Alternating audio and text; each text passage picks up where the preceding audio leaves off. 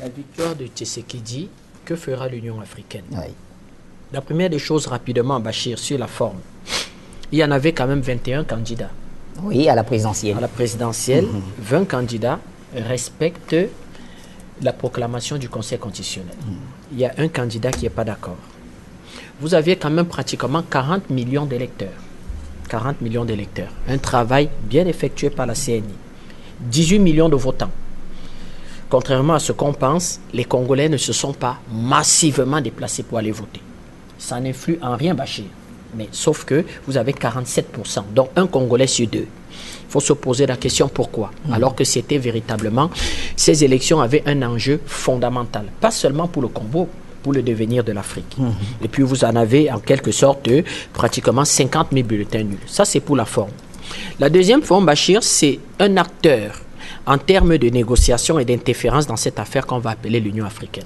Il faut s'arrêter un peu sur l'Union africaine. La première, on peut dire, Bachir, déjà que le colonel Kadhafi peut se retourner dans sa tombe. Parce que quand le colonel Kadhafi fait voter la déclaration de Sirte, c'est-à-dire le 9 septembre 1999, ce n'est pas cette Union africaine-là qu'il veut. C'est une Union africaine qui doit promouvoir, en quelque sorte, les droits de l'homme, la paix, la sécurité, le développement économique et social, en quelque sorte, dans le strict respect de la souveraineté des peuples. Oui. Certains ajoutent promouvoir la démocratie, dans le strict respect de la souveraineté des peuples. Or, la déclaration de l'Union africaine, de dire, en quelque sorte, de reporter et de surseoir à une décision de la Cour constitutionnelle Bachir, ça n'avait qu'un seul objectif, de mettre la RDC et de faire de la RDC un État sous tutelle, une colonie. Et ici, l'Union africaine était en quelque sorte en train de sous-traiter les injonctions, comment on va dire, de l'Union européenne. La décision a été prise comment? Expliquons un peu, Bachir. La décision a été prise par le président de l'Union africaine, M. Kagame, qui était dans la salle, le président de la commission. On va chasser les responsables de la République démocratique du Congo. On va leur demander de sortir de la salle. Injonction du président Kagame. Vous allez avoir un certain nombre de chefs d'État. Donnons les noms. Dans la salle va se retrouver M. Idriss Déby Itno. Curieux. M. Denis Sassou Nguesso. Très curieux. M. Yoweri Museveni. Je rappelle quand même que la rébellion de M. Bemba avait pour base arrière l'Ouganda. M. Yoweri Museveni va beaucoup aider la rébellion de M. Bemba. Vous avez M. Edgar Luanga, le Zambien. Alpha Condé. M. Alpha Condé. On reviendra sur lui. Monsieur Alpha Condé, présent dans la salle. Monsieur Abli Mohamed, l'Éthiopien, et Yao Lorenzo, l'Angolais, qui a un comportement relativement bien curieux. La première des choses qu'on peut se demander, c'est au nom de quoi ils se réunissaient. Les statuts de l'Union africaine sont clairs. L'Union africaine parle par la conférence des chefs d'État. Vous avez 56 États affiliés. 55 États affiliés. Les décisions se prennent par consensus ou à la majorité des 2 tiers. Ça veut dire que pour parler au nom de l'Union africaine, vous n'avez pas moins de 38 États qui doivent parler au nom de l'Union africaine. Et quand vous regardez en quelque sorte les questions de paix et de sécurité, les questions de paix et de sécurité se traitent à l'intérieur de ce qu'on va appeler la commission de paix et de sécurité. Cette commission de paix et de sécurité va reprendre dans l'article 4 du protocole de l'acte constitutif de l'Union africaine que l'Union africaine peut intervenir dans les États sur 3 cas. Cas de guerre, cas de génocide, cas de crime contre l'humanité. Et la commission de paix et sécurité fait donc un rapport au sein de la conférence des chefs d'État qui décide que la situation est suffisamment grave. D'où vient-il que M. Kagame réunisse 10 chefs d'État, fait virer les responsables de la RDC, refuse que le personnel administratif de la commission de l'Union africaine participe à la réunion et pond un communiqué pour demander en quelque sorte à Kinshasa d'ajourner des élections. Première des choses, la promotion de la démocratie. Premier rôle que l'Union africaine devrait avoir. Voyons si cette Union africaine joue son rôle. Mais Bachir, l'Union africaine ne peut pas promouvoir la démocratie quand une partie de l'Afrique est sous occupation. Mais oui, vous avez des territoires africains qui sont encore occupés. On n'entend pas parler de l'Union africaine. Donnons les noms de ces territoires et des pays occupants. L'Espagne. L'Espagne occupe les îles Canaries. Les îles Plaza de Sobreñas. Ce sont des territoires africains. La France occupe la Réunion. C'est un territoire africain, l'île de la Réunion. Les îles Mayotte. Territoire africain. Un certain nombre d'îles éparses de l'océan Indien qui sont des territoires africains. Le Portugal occupe les territoires Madère et le Royaume-Uni à Sainte-Hélène. Voilà des territoires africains qui sont occupés. Vous n'entendez pas l'Union africaine poser ces problématiques. La deuxième des choses pour l'objectif de l'Union africaine était quand même, Bachir, un certain, comment on va dire que, développement des questions économiques.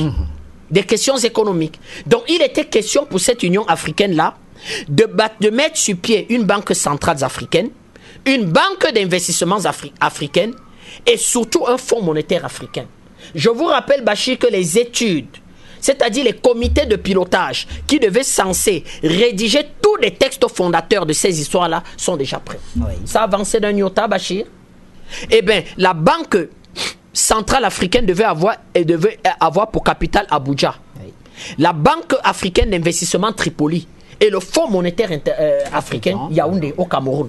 Mais les études sont bouclées. Vous n'avez pas, ça n'avance pas d'un seul iota. Monsieur Kagame va nous expliquer qu'il faut mettre sur pied un vaste marché commun. Mais on n'a pas attendu Monsieur Kagame pour savoir qu'un vaste marché commun et des économies intégrées peut permettre de doper en quelque sorte le commerce et les échanges. Mais ce n'est pas là où on attendait l'Union africaine.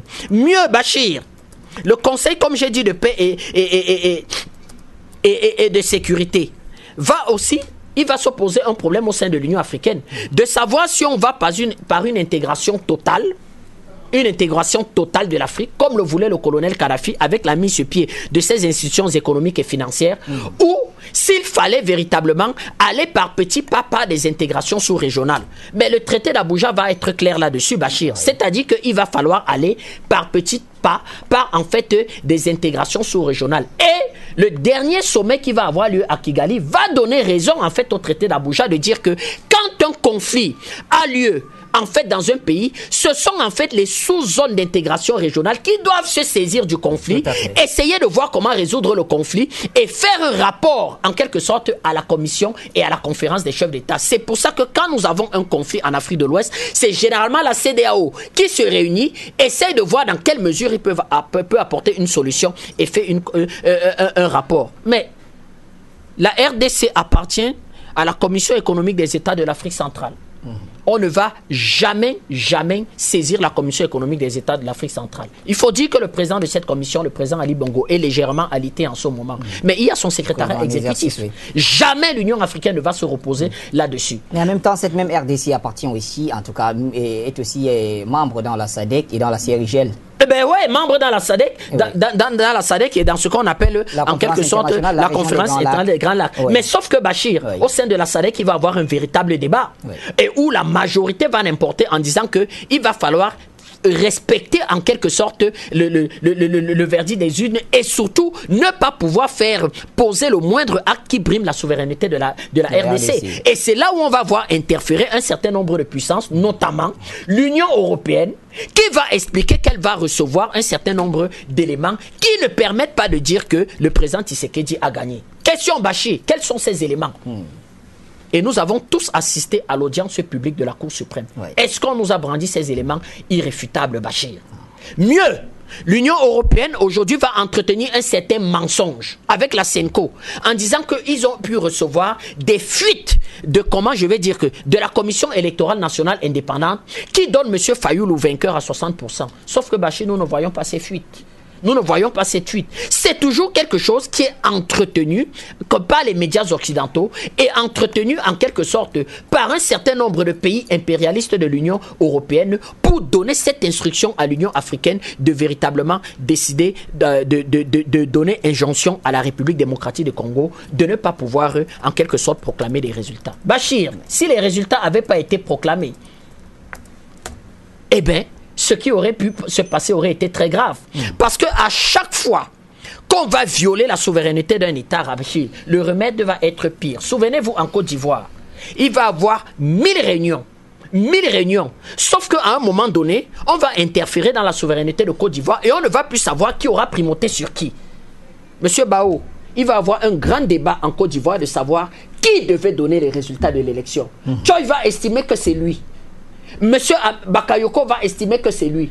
Le Conseil constitutionnel de Côte d'Ivoire, en dernier ressort, qui devait normalement donner les résultats, on va passer là-dessus sur la souveraineté de la Côte d'Ivoire. Résultat des courses. C'est-à-dire sur ce prétexte de désaccord sur qui devait donner les résultats, 5000 morts. Et c'est exactement le schéma qui était en train d'être mis sur pied en RDC. C'est-à-dire que cette commission allait arriver, Bachir, sortir une architecture relativement foireuse, demander en quelque sorte de multiples conciliabules et voir dans quelle mesure est-ce que on pouvait associer l'ONU, parce que nous avons des informations que on voulait faire revenir l'ONU dans le jeu et pouvoir interférer l'ONU et la CENCO et dit qu'ensemble ils vont rechercher un consensus pour donner les résultats. Alors, c'était tout simplement. Pour sortir, est-ce qu'on a pu, par la publication de ces résultats, en tout cas par la confirmation des résultats avec la Cour constitutionnelle, est-ce qu'aujourd'hui on peut dire qu'on a évité le pire? Bachir, non seulement là, on a évité... Nous apprenons quand même que Martin Fayulu a publié les résultats qui, selon lui, étaient les vrais résultats. Non seulement, mais il est libre de publier ce qu'il veut, Bachir. Oui. Vous savez qu'aujourd'hui, tout le monde publie ce qu'il veut sur Facebook.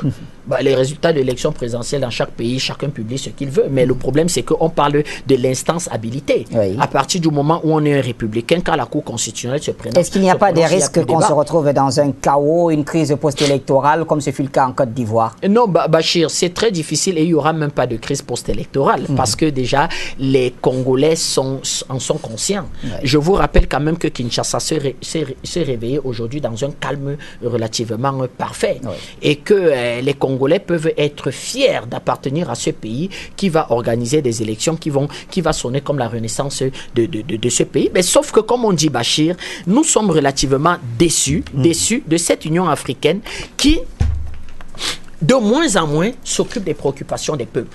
Et dans ce panel, je chute rapidement, vous avez deux patriarches dont la présence nous gêne et nous ont relativement embêtés. Monsieur Idriss Déby et Monsieur Sassou Nguesso. Le problème n'est pas d'appartenir là. Le problème est la déclaration qu'on va pondre après cette réunion.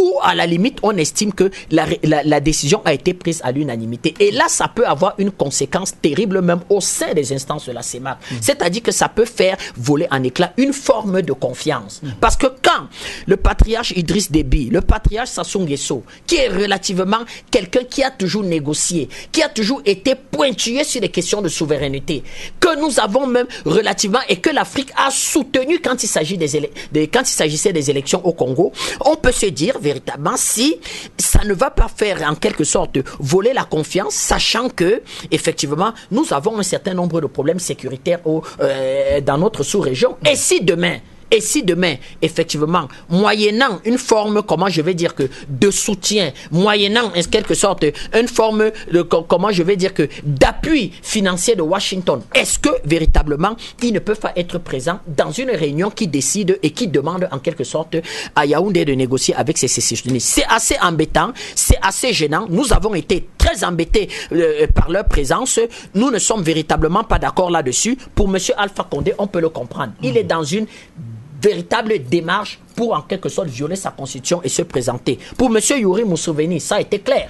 Avec M. Kagame, c'est eux qui entretiennent les bandes rebelles et les bandes criminelles véritablement qui déstabilisent la RDC. Mais à partir de là, ça nous a relativement embêtés et nous dénonçons véritablement cette présence qui peut sonner comme mettre à faire voler en mal une forme de confiance que nous avons, sachant que le Tchad sait ce qu'il doit à la sous-région CEMAC, le Congo sait ce qu'elle doit à la sous-région CEMAC et qui est relativement embêtant, Bachir. Merci à vous, Bertrand Tachinda, président